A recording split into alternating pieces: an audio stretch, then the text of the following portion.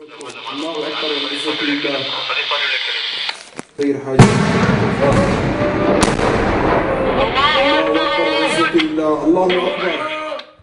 tank blast at 4 p.m. Sunday signalled the launch of a coordinated attack on 7 checkpoints surrounding Idlib city, and in effect began the battle for Idlib between rebel forces and government soldiers.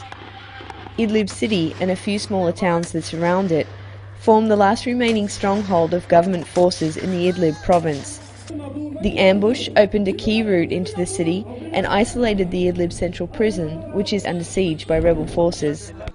Aichi Abdul Rahman, known to his men as Abu Haja, orchestrated the attack. إن شاء الله بدنا نحرر مدينة إدلب وبداية من تحرير السجن واقتحام حاجز رودكو والزيداني وكنسروة. الله أكبر الله أكبر.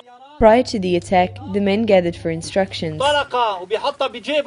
Heading to their various positions required a long walk across the mountains for some.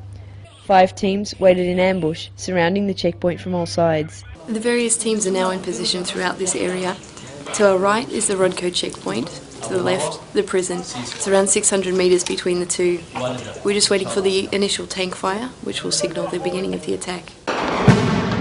After the initial tank fire, 5 teams fired from all directions. A backup team overlooking the area called in firing positions by radio.